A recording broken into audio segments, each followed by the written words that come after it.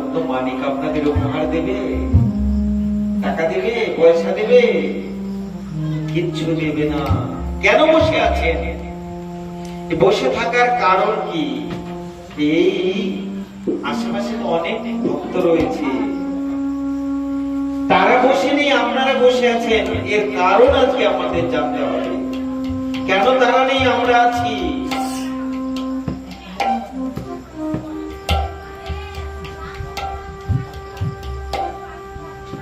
ত্রেতা যুগের ভগবান রামচন্দ্র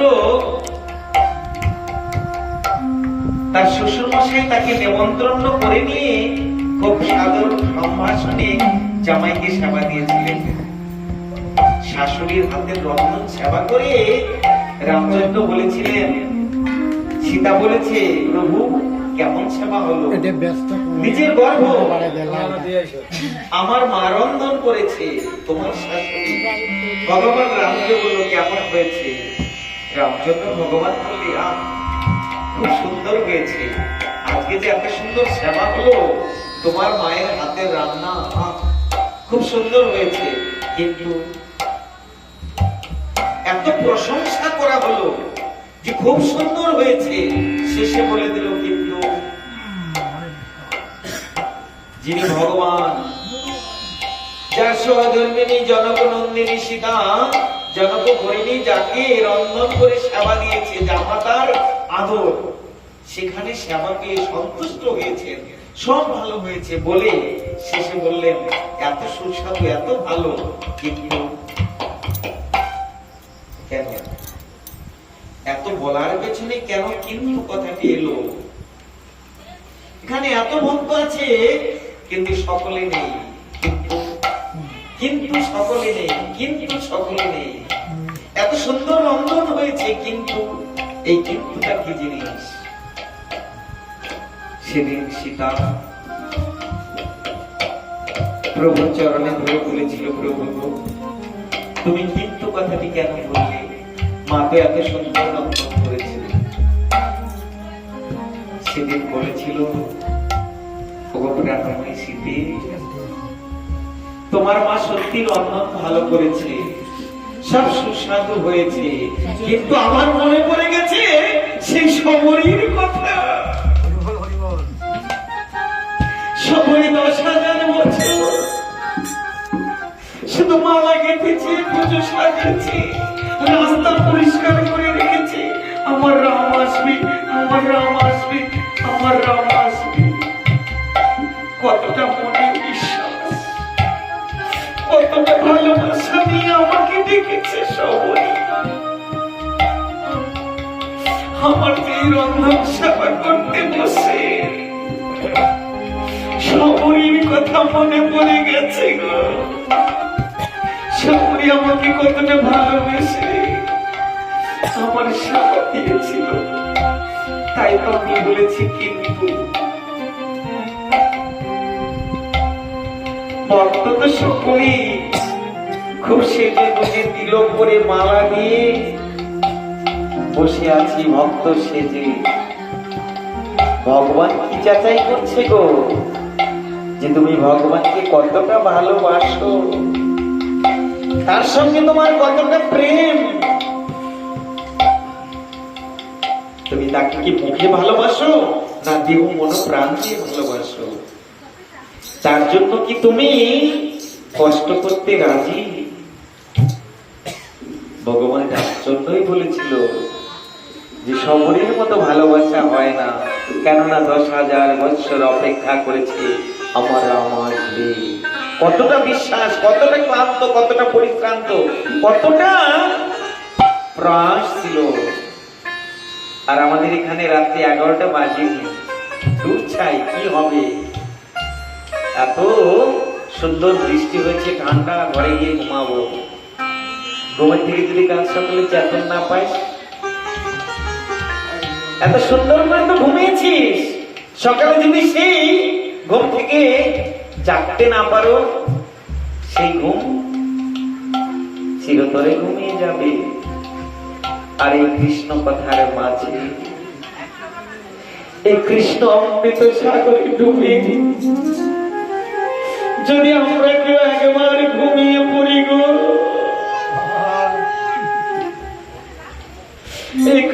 কথার মাঝে কৃষ্ণ অমৃত সাগরে কৃষ্ণ সুধা পান করে অজান্তে যদি ঘুমিয়ে পড়ি গো, ভগবান বলেছেন যে জন অন্তিমে আমাকে স্মরণ করে আমি যে তাকে আমার এই রাত্রা চরণ তাই তো বলছে ঘুম তো পারবি, ঘুম তো হবে। এমনও ব্যক্তি আছে আমার এখানে, ডাক্তার বসে আছে, তার কাছ থেকে ঘুমের ওষুধ নিয়ে খায়, তার ঘুম হচ্ছে না। এত ঘুম ঘুম বলে আমরা ঘুম হ্যাঁ, কিন্তু অনেক ব্যক্তি আছে তাদের ঘুম ধরে না, ওষুধ খেতে হয়। তাহলে এখানে শুধু কৃষ্ণ কথা শুনে গিয়ে যদি ঘুমাতে পারি, যদি ঘুমের ঘরে কৃষ্ণকে ভাবতে ভাবতে আমি একেবারে ঘুমিয়ে যাই, তাহলে তো আমরা কৃষ্ণ প্রাপ্তি হয়ে যাব। তাকে মনে প্রাণে ভালোবাসতে হবে, শুধু শুধু ভালোবাসতে হবে না। হরে কৃষ্ণ। আপনাদের মধ্যে সাধু গুরু বৈষ্ণবদের দর্শন করে আমার এই প্রাকৃষ্ট হৃদয় যেন আজকে শীতল হয়ে যাচ্ছে আপনাদের দর্শনে। এতটা সৌন্দর্য, এতটা সুন্দর, এতটা কমল নরম, এতটা স্নিগ্ধ শীতল আপনাদের হৃদয়, আপনাদের মুখ মধুর্য। এদিকে যেন আমি কতটা শান্তি পেলাম। আপনাদের শ্রীচরণে নিবেদন, এই হতভাগা অধমের এই দেহ মাঝে যতক্ষণ প্রাণ রয়েছে যেন আপনাদের মতোই সাধু গুরু বৈষ্ণবের দর্শন আমার এই জীবনকে অতিবাহিত হোক, এই আশীর্বাদ আপনারা সকলে করবেন আপনাদের শ্রীচরণে।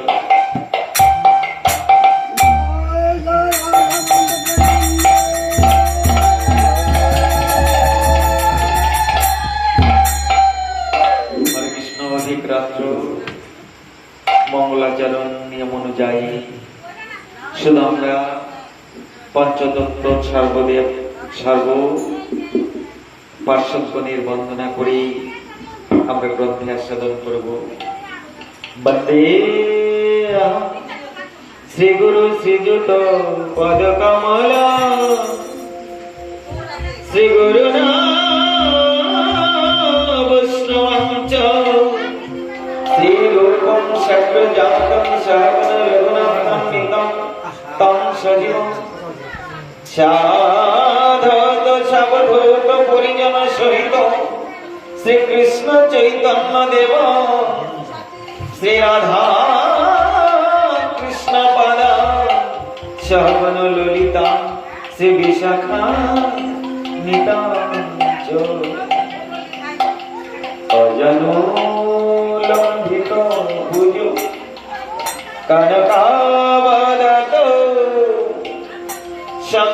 সংকীর্তনায় কপিতর কমলায়ুতাক্ষ বিশ্বম্ভর দ্বিজবর যোগধর্ম ফল বন্দে জগৎ প্রিয় কর করুণায় অবতার पंचतत्मतकं कृष्ण भक्त सर्वकं भक्तावतार भक्तकं नमामि कृष्ण भक्तो शक्तिकं। हा कृष्ण करुणा सिंधु दीनबंधु जगतपति गोपीश गोपिका कांत राधा कांत नमस्ते। नवीनांगे गौरांगिनी हरिनानंदवती सती विषभान सुता देवी राधं जगत् प्रसम। नमो ब्रह्मण्य देवाय गो ब्रह्मण्य हिताय जगद्धिताय श्री कृष्णाय गोविंदाय नमो नमः। वृंदावै तुलसी देवाय प्रियाय केशव कृष्ण भक्ति प्रदे देवी सत्यवत्यै नमो नमः।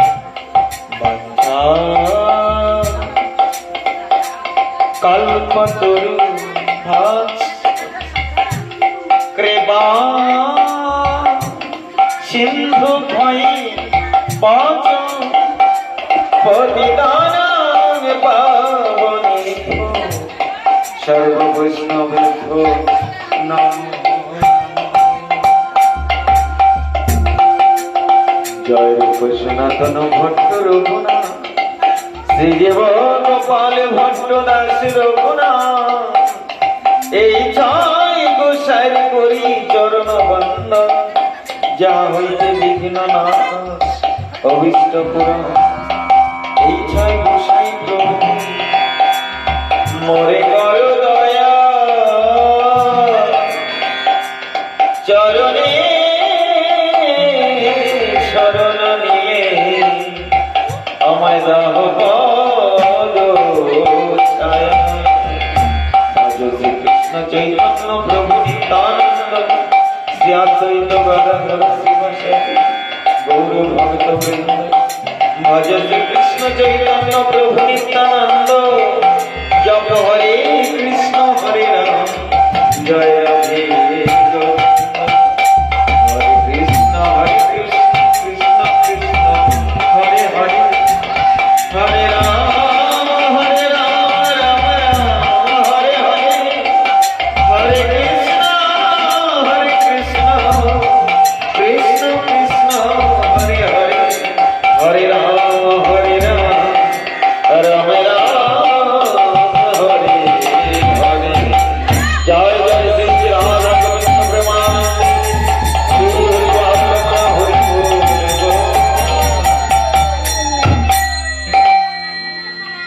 হরে কৃষ্ণ। গ্রন্থ শ্রীমদ্ ভগবত।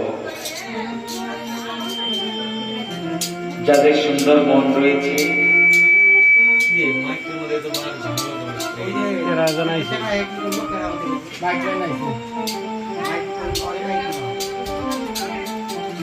গ্রন্থটির নামকরণ হয়েছে শ্রীমদ্ ভগবত। যাদের মনটি সুন্দর, যার মন সুন্দর, যার মধ্যে অটুট ভক্তি রয়েছে, যার মধ্যে জ্ঞান রয়েছে, যার মধ্যে বৈরাগ্য রয়েছে, যার মধ্যে ত্যাগ রয়েছে, কার মধ্যে রয়েছে? আপনাদের মধ্যে আছে। আমি প্রমাণ দিয়ে দিব, আপনাদের মধ্যে চারটি জিনিস আছে। আপনারা প্রত্যেকে ভাগবত, আপনারা প্রত্যেকে এক একজনের ভাগবত হিসাবে রয়েছেন। আপনাদের মধ্যে চারটি জিনিস আছে। প্রথমত, ভক্তি না থাকলে এখানে বসে থাকতে পারতেন না। দ্বিতীয়ত, জ্ঞান রয়েছে ভগবানের প্রতি, এটি হচ্ছে আমার অবশ্য কর্তব্য। কর্তব্য হচ্ছে সংসার পরিচালনা করা, কিন্তু অবশ্য কর্তব্য হচ্ছে ভগবানের নাম গুণগান সাধন করা, শ্রবণ করা, কীর্তন করা, সেবা করা, পূজা করা। এটি হচ্ছে অবশ্য কর্তব্য। আর কর্তব্য করতে সংসারে এসেছি, সংসার ধর্ম পালন করতেই হবে। কর্তব্য অবশ্য কর্তব্য, এটি হচ্ছে অবশ্য কর্তব্য। তাই তো আপনাদের মধ্যে সেই জ্ঞান রয়েছে, ভক্তি রয়েছে, জ্ঞান রয়েছে, তাই সেখানে বসে আছেন। আপনাদের মধ্যে বড় মাপের বৈরাগ্য রয়েছে। সকলের সংসার আছে, সংসারে অনেক কাজকর্ম রয়েছে, অনেক রাত্রি সকালে কাজ, কিন্তু সংসারে বলতে আপনারা সেখান থেকে বৈরাগ্য, সংসারকে ত্যাগ করে এখানে এসেছেন। কতটা ত্যাগী, কতটা বৈরাগ্য আপনাদের মাঝে। তাই তো বসে বসে ভগবানের নাম গুণগান সাধন করছেন। ভাগবতের প্রণাম মন্ত্রে বলা আছে, তমালি দেবং করুণা নিধিনান তমাল বরণং সহিতাবতারং অপার সংসার সমুদ্র সেতু ভজমামি ভাগবত সর্বভোগম। তমালি দেবং করুণা নিধিনান, তুমি একমাত্র, তুমি সর্বে সর্বা, তুমি সকলের সুহিত অবতারম, তুমি অবতারের সুখ হিতের জন্য, সকলের হিতের জন্য। আরো কি বললেন? অপর সংসার সমুদ্র সেতু, এই অপর সংসার সমুদ্রে আমরা সকলেই ভাবনা পাচ্ছি না। যে বলতে পারবেন আমি সুখী, এরকম ব্যক্তি নেই। এটি হচ্ছে ভবসিন্ধু, এই অপর সংসার সমুদ্রে আমরা সকলেই যেন কতটা কষ্ট করে বেঁচে আছি, কিন্তু সুখ কোথায়? এখানে ভগবানের নাম কোনো গানে। তাই তো বলল অপর সংসার সমুদ্র সেতু। এই সমুদ্র পাড়ি দিতে হলে, এই সমুদ্রকে পাড়ি দিতে হলে তোমাদের একটি সেতুর দরকার, ব্রিজের দরকার। ফুল যদি থাকে ফুলে করে হেঁটে হেঁটে যাবো। এটিকে বলা হলে অপার সংসার সমুদ্র সেতু। এটি হচ্ছে একমাত্র সেতু, এটি হচ্ছে একমাত্র ব্রিজ। একে যদি আমরা সাধন করতে পারি, একে যদি আমরা হৃদয়ঙ্গম করতে পারি, তাহলে এই ভবসেতু এটিকে আমরা অনায়াসে পাড়ি দিতে পারি। তাই এটি হচ্ছে ভাগবতের প্রণাম মন্ত্র, যেখানে খুব সুন্দর ভাবে বলা আছে যে আবার সংসার সমুদ্র আমরা পাড়ি দিয়ে যাব যদি কিনা এটিকে আমরা আস্বাদন করতে পারি। তো ভাগবতের হরে কৃষ্ণ প্রথমে যা বের হয়েছে তাই করি। হ্যাঁ, পাতা উল্টালে মেটি বেরবে। যদিও কালকে রথযাত্রা, কালকে হবে রথের পাঠ। ভগবান তিনি এসেছেন কোথায়? নীলাচলে, হরিধামে, উড়িষ্যায়। সেটিকে বলা আছে পুরুষোত্তম ধাম। সাদা সাদা মশা।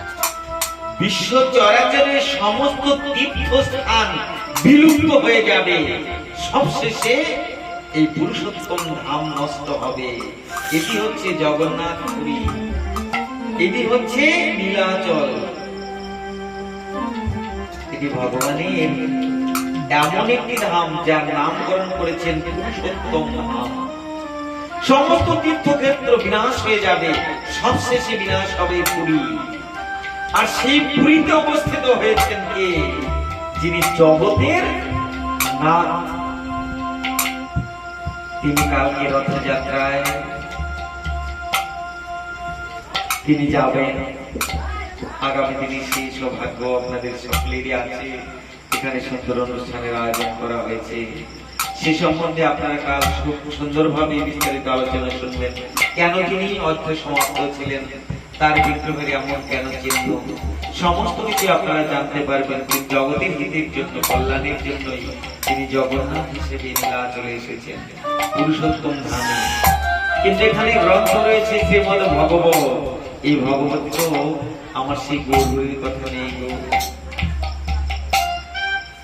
প্রথমেই গৌরকে আরাধনা করতে হয়। নিতাই গৌর বিনে রে ভাই, রাধা কৃষ্ণ পেতে নাই। তাদেরকে যে আগে দরকার, যদি তাদের ছাড়া আমি সরাসরি চলে যাই, এটি যাওয়াটা সঠিক হবে না।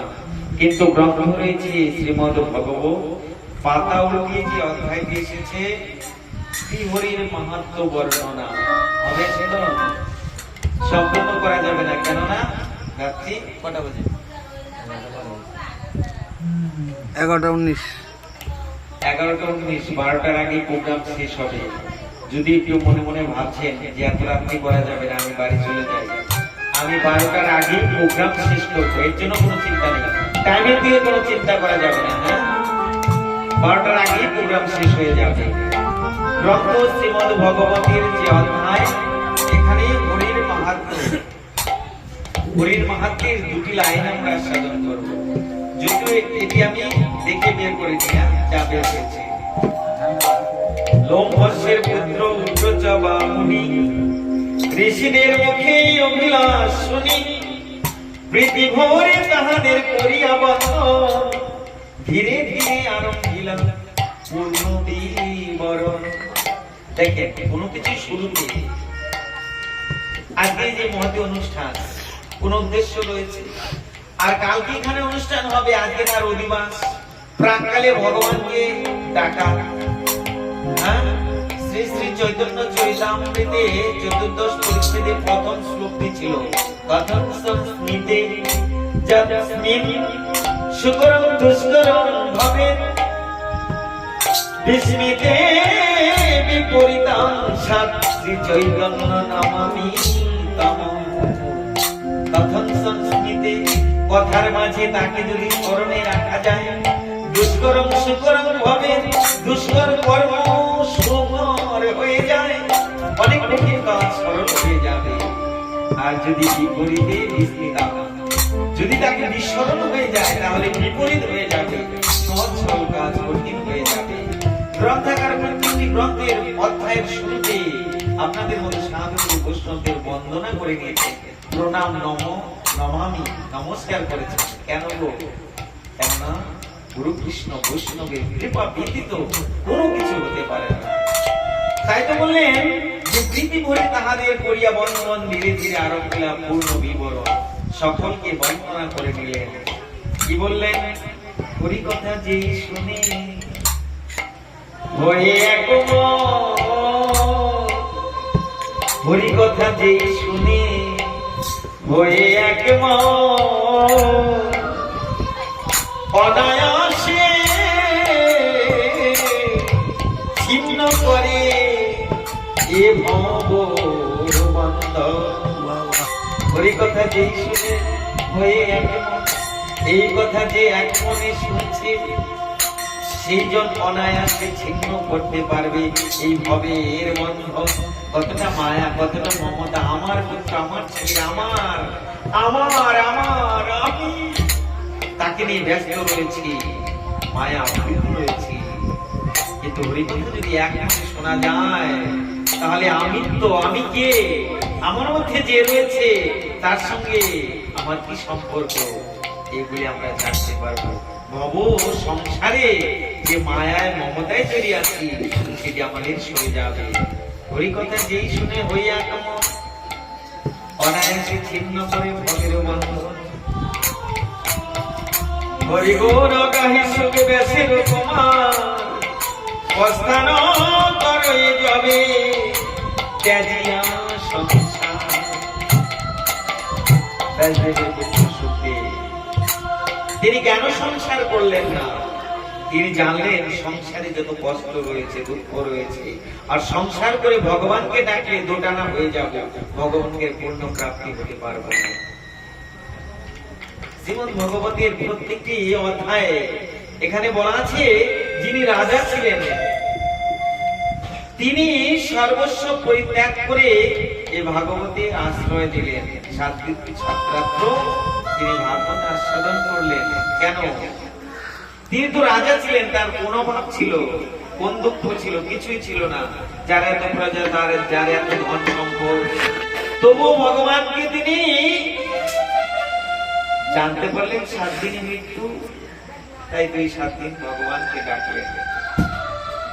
গ্রন্থ আমাদের শিক্ষা দেওয়ার জন্য তৈরি হয়েছে। আমরা প্রত্যেকেই মারা যাব, তার আগে যে কর্ম সেগুলি লিপিবদ্ধ করতে হবে। সারাদিন জীবনে কতটা দোকানদারি করেছি, কতটা হাল বেড়েছি, কতটা সেবা করেছি, কতটা কর্ম করেছি, কতটা অপকর্ম করেছি, সমস্ত হিসেব হবে। ভগবান বলেছে যে তুমি মনে মনে কি ভাবছো, তুমি যা ভাবছো যে তুমি ছাড়া কিছু হতে পারে না, কিন্তু পারে। তুমি যদি না থাকতে, আমি যদি এখানে না থাকতাম, এখানে গ্রন্থ যে কেউ আস্বাদন করাতো না। সুতরাং নিজেকে নিয়ে এত গর্ব করে লাভ নেই। তুমি ভাবো তুমি যে ভবে এসেছো আর নাও আসতে পারো, বারে বারে ভবে আসা হবে না। তাই যদি এসেছো তার দিকে দেহ মনোপ্রাণ দিয়ে তাকে ভজন সাধন করো। তাই ভগবানটা শিকার আমাকে বলেছে আগে দুটো ভজন গাইতে। দেখেন এখানে গ্রন্থ রয়েছে, ভজন রয়েছে, আর আমাদের যে ভাগবতের সিস্টেম সেটি হচ্ছে মিনিমাম 4 ঘন্টা। আমরা শুরুই করেছি, আমরা নিজে নিজে টার্গেট করেছি 2 ঘন্টা, 2.25 ঘন্টা অনুষ্ঠান করবো। কেননা রাত্রি হয়েছে, ছেড়ে দেবো। যিনি গৃহ মালিক, যিনি যিনি গৃহের স্বামী, তিনি এতটা পরিশ্রম করে আপনাদের মতো সাধুগুরু বৈষ্ণবদের আমন্ত্রণ করে এনেছেন, মাইক এনেছেন। হ্যাঁ, কতটা পরিশ্রম করেছেন একটু আনন্দের জন্য। এখানে গেলাম আর গেলাম। হ্যাঁ, মহাভাষা বলেছে তুমি বারে বারে কিন্তু আসতে পারবে না। আসতে তুমি কিন্তু বারে বারে আসতে পারবে না। এই যে এসেছো আর নাও আসতে পারো, তাই খুব সাবধান। তুমি কি ভাবছো? তুমি ভেবেছো কি মনে এই দিন ভুবনে তুমি যাহা করে গেলে কেহ জানে না।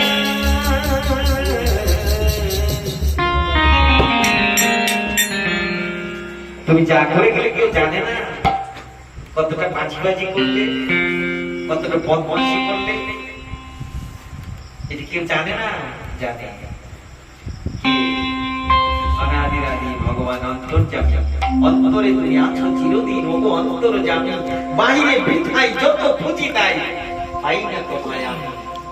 তিনি জানে তুমি যা করে গেলে কেহ জানে না।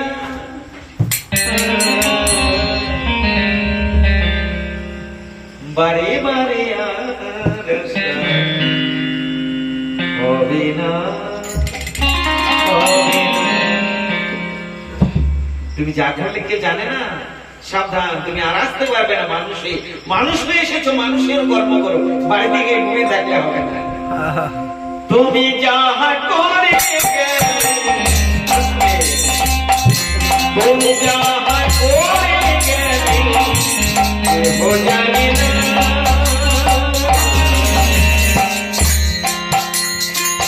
বারে বারে হবে না তোমার, বারে বারে হবে না।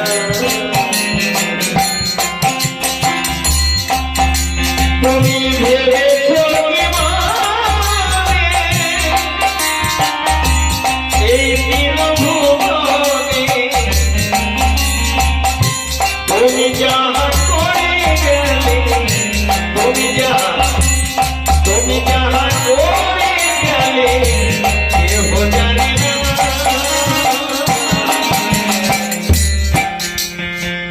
বারে বারে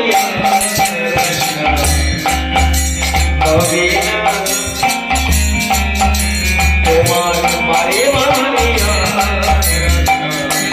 হবে না।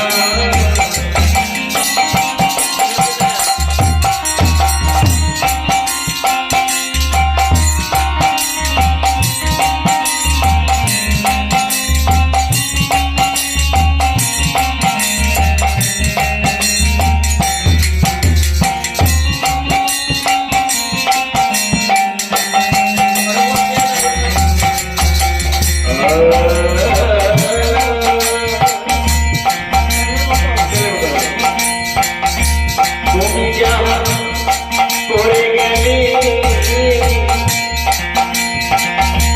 আসিয়া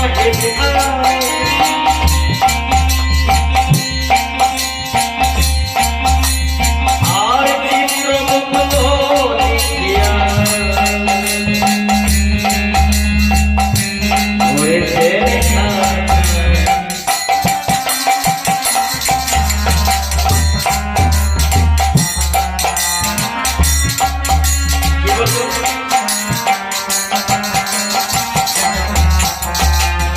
তুমি যাহা করে গেলে এখানে তুমি ভবেশী যা যা করলে, যমরাজের লেখক চিত্রগুপ্ত। চিত্রগুপ্ত হচ্ছে যমরাজের লেখক। সে সব হিসেব লিখে রাখে, সব হিসেব লেখা আছে। তুমি যাহা করে গেলে আসিয়া আর চিত্রগুপ্ত হইয়া লিখেছে লেখা।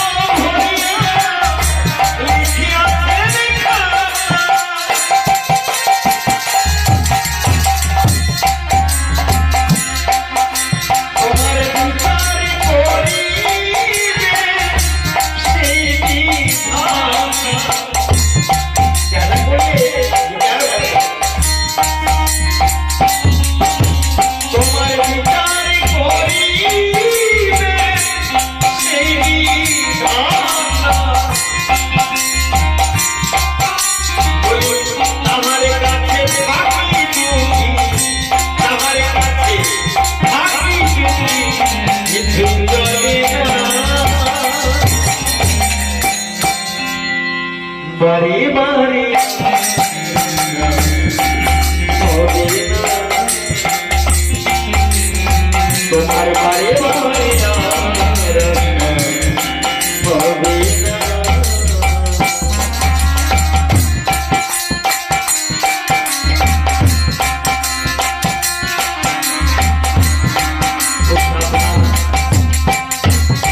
সাবধানে চলতে হবে, সাবধানে বলতে হবে,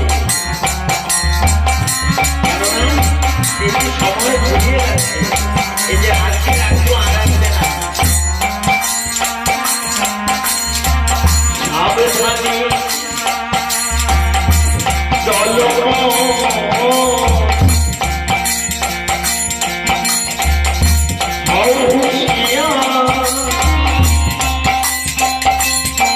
তোমার বেলা নিয়ে বয়ে যাও।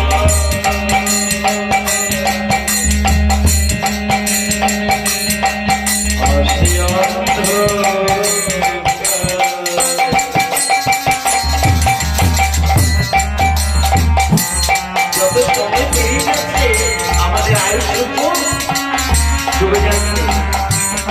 খুব সাবধান, আর সাবধানে চলো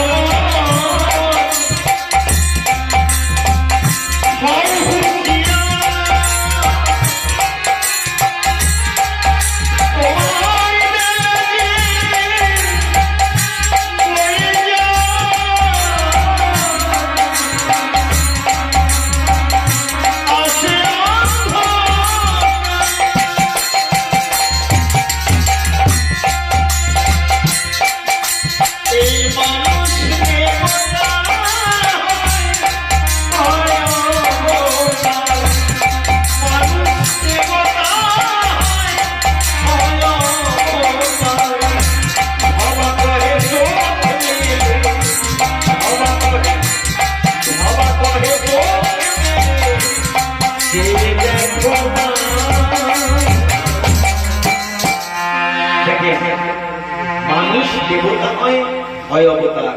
যত অবতার হয়েছে মানুষ রূপে, এই মানুষের মাঝেই সব রয়েছে।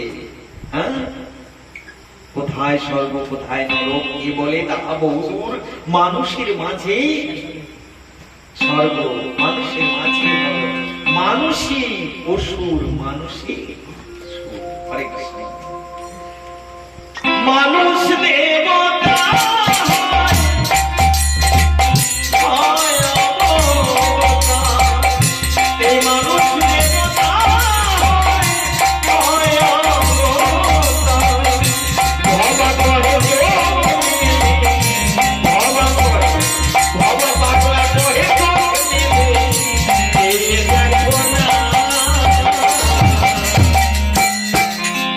বারে বারে হবে না,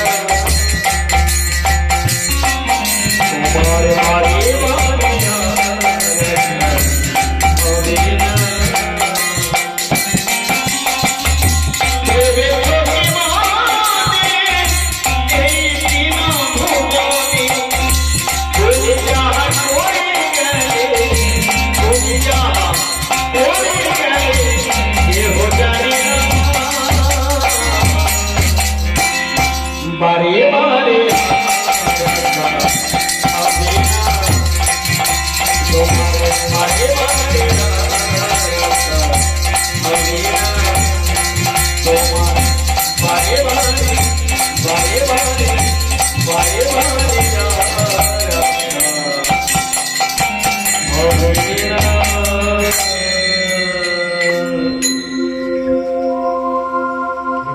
আজকে এসেছি, আজকে সকলে একত্রিত হয়েছি, কালকে আবার সকলে একত্রিত হবে না হতে পারে। খুব সাবধান, খুব সাবধানে চলতে হবে, সাবধানে বলতে হবে, কেননা যত সময় পেরিয়ে যাচ্ছে আমাদের আয়ুষ ডুবে যাচ্ছে।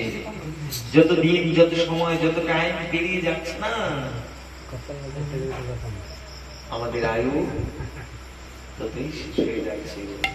তাই তো যিনি ব্যাসদেবের পুত্র সুখদেব তিনি জানতে পেরেছেন যে সংসার সমুদ্রে দুঃখ ক্লেশে আমি আর থাকতে চাই না, আমি ভগবান সাধনায় চললেন।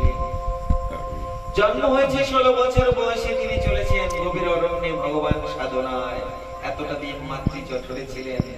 সেখান থেকে তিনি যখন ভূমিষ্ঠ হচ্ছে না, সমস্ত দেবতারা তাকে বর দিয়েছিলেন,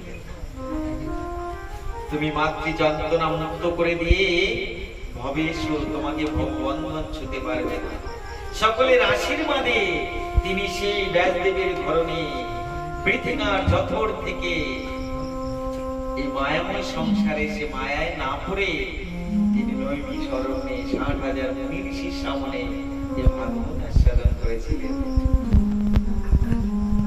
এই ভাগবত তিনি খুব সুন্দর ভাবে সকলের মাঝে পরিবেশন করে দিয়েছেন যে একমাত্র একে তোমরা সকলেই স্মরণ করো, এ তোমাদের সকলকে ভবসিন্ধু পাড়ি দিয়ে দেবে। হরে কৃষ্ণ। অধিকাত্র যতই বলি ততই যেন বারবার মনে পড়ে আমাকে ঘরে যেতে হবে, রাখতে হবে। যদি কোনোদিন ভাগ্যে হয় আপনাদের মতো সাধুগুরুর দর্শন, হয়তো সেদিন আবার কিছু হবে। আজকে এখানে বিশ্রাম দিচ্ছি। হ্যাঁ,